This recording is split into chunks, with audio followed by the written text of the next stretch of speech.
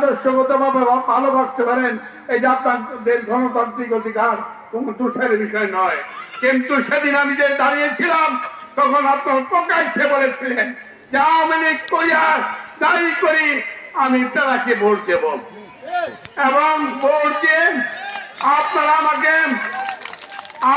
আমাকে নির্বাচিত করেছিলেন। সেই জন্য আপনাদের কাছে আমি চিরঋণী, এবং আমি চেষ্টা করব আপনাদের আমার দলের নেতৃবৃন্দ সহকারে এবং আগামী দিনে যদি ঐক্যবদ্ধ হয়ে এই কাপাসের উন্নয়নের উপকার ফকির মজদুরকা সেতুর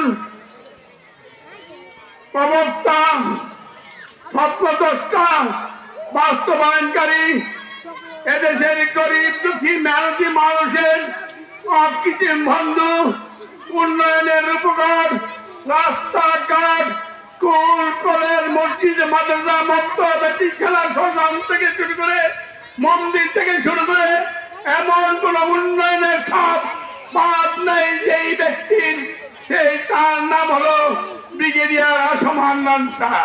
সেই ব্রিগেডিয়ার আসম হান্নান শাহ সুযোগ্য সন্তানকে যদি আমরা আগামী 12 তারিখে দানের শীষে ভোট দিয়ে ঐক্যবদ্ধ ভাবে দলমত নির্বিশেষে যদি আমরা পাস করে আনতে পারি, ইনশাল্লাহ ওই মাগরিবের নামাজের আগে আসরের নামাজের পরে আমি ওয়াদা করলাম চলে যদি কোনো সমস্যা থাকে সব কথা নেই, আপনাদের সমস্যা সমাধান করা হবে ইনশাআল্লাহ।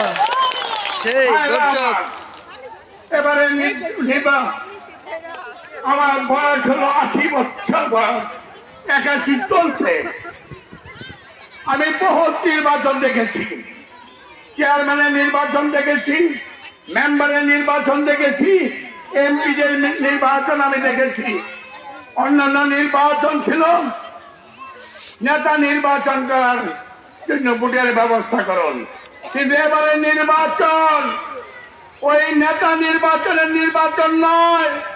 এবারে নির্বাচন ওই এলাকার উন্নয়নের নির্বাচন নয়। এবারে নির্বাচন ওই দলভিত্তিক ভোটের নির্বাচন নয়। এবারে নির্বাচন মুসলমানদের ঈমান রক্ষা করার নির্বাচন। আমাদের ঈমান নষ্ট করার জন্য বিশেষ করে মা বোনদের সরল সুতা নিষ্পাপ মা বোনেরা যাদের উদর থেকে আমাদের জন্ম হয়েছে, তাদের সেই সরলতার সুযোগে কতিপয় বন্ধ তাদেরকে আলেম বলা চলে না। তারা বাড়িয়ে বাড়িয়ে গিয়ে তারা জান্নাতের টিকিট বিক্রি করছে, জান্নাতের টিকিট বিক্রি করছেন। তারা বলছেন ওই দাড়ি পাল্লায় ভোট দিলে জান্নাতে যাওয়া যাবে। তারা বলছে দাড়ি পাল্লায় ভোট দিলে হুজুর পাক হযরত মুহাম্মদ সাল্লাল্লাহু আলাইহি সাল্লামকে ভোট দেওয়া হবে। তারা বলছে দাড়ি পাল্লায় ভোট দিলে বিনা হিসাবে বেহেশতে যাবে। এই কথা বিশ্বাস করে আপনাদের গণতান্ত্রিক অধিকার আছে, কয়েকজন প্রার্থী দাঁড়িয়েছে, আপনারা যাকে খুশি তাকে ভোট দেন, আমরা কোনো হস্তক্ষেপ করব না। কারণ ভোটে হস্তক্ষেপ করে ওই দিনের ভোট রাষ্ট্রে যে করা হয়েছিল তার বিরুদ্ধে 70 বছর আমরা আন্দোলন সংগ্রাম করেছিলাম। কাজী এই আন্দোলন সংগ্রামের বহিঃপ্রকাশ আজকে আমার মা বোন এবং ভাইদের উপস্থিতি। এমন দিন গেছে 70 বছর আমরা এভাবে সমাবেশ করবো তো দূরের কথা, আমরা চাষ করে বলতে চা খাইতে যাই নাই। এবং আপনাদের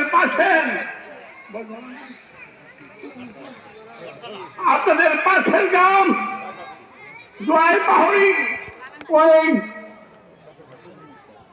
ওই ইউনিটের সেই ওয়ার্ডের সভাপতি ছিল মানুষ গড়ার কারিগর বিশিষ্ট শিক্ষাবিদ জনাব ছবি মাস্টার।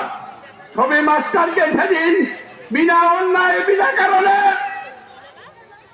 ওই পুলিশ কর্তৃক এনে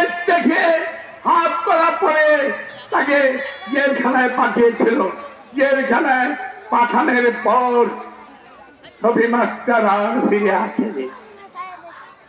শফি মাস্টার আর ফিরে আসেনি। ওই হাত করা পরাহত অবস্থায় তার মৃত্যু হয়েছে। ওইখানে আমাদেরকে জানাতায় অংশগ্রহণ করতে দেয় নাই। আজকে আমরা বলতে চাই, যাকে খুশি তাকে আপনারা ভোট দেন, আপত্তি নাই। এখানে আমার সভাপতি একটা কথা বলেছে, আওয়ামী লীগ বিএনপি ভাইয়েরা আমার, আওয়ামী লীগ আর বিএনপির মধ্যে একটা গন্ডগোল ছিল। আওয়ামী লীগ বলতো ক্ষমতা ছাড়বে না, আর বিএনপি বলতো তোমাদের ক্ষমতায় থাকতে দেওয়া হবে না। এইটাই ছিল গন্ডগোলের মূল। কিন্তু এখন ক্ষুদ্র বৃহত্তর স্বার্থের জন্য ক্ষুদ্রতর স্বার্থ ত্যাগ করতে হবে। এখন হয়েছে ওই বাংলাদেশে ওই স্বাধীনতা সার্বভৌমত্ব রক্ষা করা হবে কি হবে না।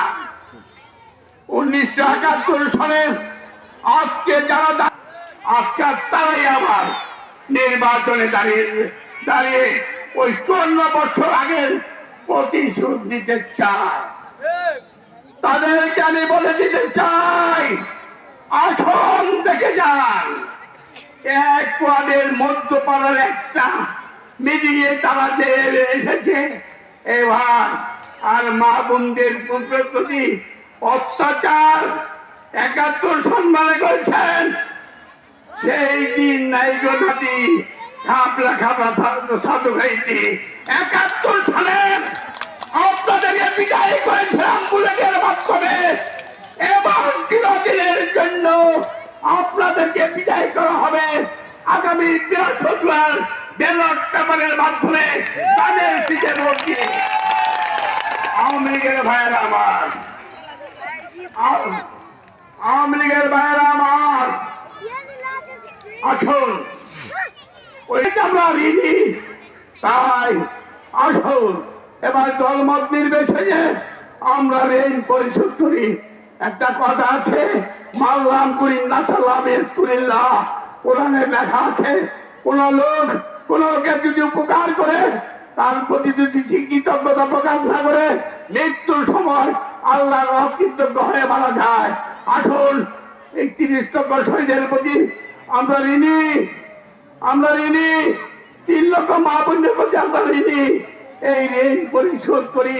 আগামী 12 তারিখ বৃহস্পতিবার সারাদিন ধানের শীষে ভোট দিন। এই ভোট দেওয়ার মাধ্যমে তাদের দাঁত ভাঙ্গা জবাব আমরা দেই। আমি যেই কথা বলছিলাম, তাকে খুশি ভোট দেন, কিন্তু ওই রাজাকার আল বদর আল শামস মুজাহিদিন ইসলাম তাদেরকে ভোট দেবেন না। ইমান নষ্ট হয়ে যাবে। কারণ তারা বলছে আপনারা যদি ভোটার দেন তাহলে জান্নাতে যাবে। জান্নাতের টিকে হযরত মুহাম্মদ, জান্নাতের আর দুদকের মালিক আপনারা জানেন তো কে? আল্লাহ। এই জমির মালিক আল্লাহ। আল্লাহ তো আছে। এটা কে খাচ্ছে? কে খাচ্ছে? কে? একজন মালিক আছে না, ভাইজুদ্দিন সাহেবের জমির মালিক। আমরা যদি এখানে সব লোক মিলা এক লোকের কাছে বিক্রি করে সম্ভব হয়ে যায়? কেন সম্ভব না? অনেক লোক আছি সম্ভব। যদি এটা সম্ভব না হয় আপনারাই বলুন, যেই বেহেশতের মালিক আল্লাহ, দুজকের মালিক আল্লাহ, সেই মালিকত্ব নেওয়া অন্যের দিয়া দেওয়া শিরক করার সাথে আমরা কোনদিন এই শিরকে বিশ্বাস করি না। তারা যে বলেছে যে টিকিট বিক্রি, জান্নাতের টিকিট বিক্রি করছে, অসম্ভব।